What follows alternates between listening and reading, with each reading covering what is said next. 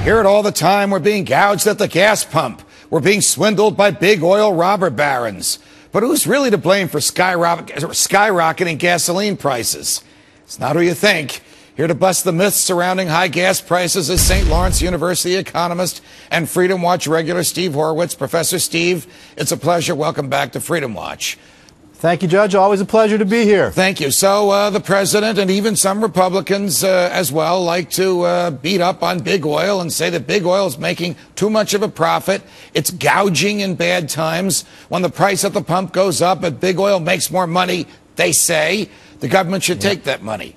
Who gets the most out of a gallon of gas? Big oil, the government, or the robber barons? It's big government that's getting the most out of it. Look, ExxonMobil and other gas companies make anywhere from 2 to 7 or 8 cents a gallon on their gasoline. The average tax that we pay on gasoline varies by state, but the average is about 48 cents a gallon. So the government, on average, is taking about 6 or 7 times what the oil companies are. All right, so if you want to know who the big winner is. If we use Exxon just as an example, we're going to put a chart up on the screen for folks at home to see. Exxon makes an average of 7 cents profit per gallon. The government takes an average of 48 cents per gallon. And as you know, Professor Steve, in some states like Hawaii, California, and New York, where the local and state taxes are higher, government's total take is up to 88 cents a gallon. Yep. I live in New York. I know all about it. What are the chances that the government would roll back some of what it takes so that we'll be able to get gas and cough up less? Well, I'd like to see them do that, but, you know, the argument's going to be, well, we need those taxes for new roads and everything like that. But I know about your roads. My roads don't look so good right now, so I'm wondering whether, you know, where are all those dollars going?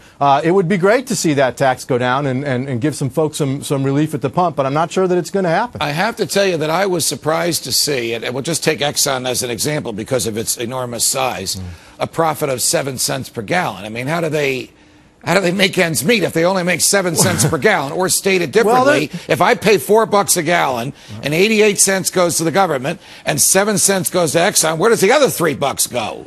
Well, there's a lot of it's going for the cost of crude oil, right? Exxon, you know, and various stations have to pay the cost of the crude oil itself. So a lot of their expense is that them themselves having to pay for the oil. Their margins are very slim. And the profit margins of station owners are even slimmer. Actual gas station owners, retailers, make about a penny, 2, 3 cents a gallon. Some of them even say they lose money on gasoline. Where they make their money is on that energy drink and that bottle of water and everything else you buy at the convenience store, the car wash, everything else. So they're not making much money either. It's a very competitive market. Is there any economic validity to the argument of the president and some of his colleagues that there is gouging going on when prices go up to a number that is painful for everybody?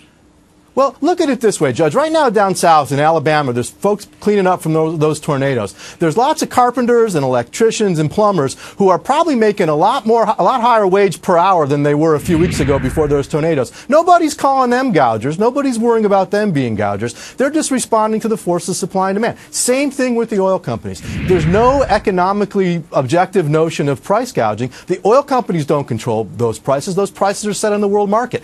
If you want to look for someone to blame for high gas prices, one place you can look is the Federal Reserve. The decline in the value of the dollar is also responsible for the rise in oil prices. As the oil, as it's traded internationally, is traded in dollars. The value of the dollar goes down, cost of oil goes up. Got it. Steve Horwitz, it's always a pleasure. Thank you for joining us. Thanks, Judge. Coming up, the president floats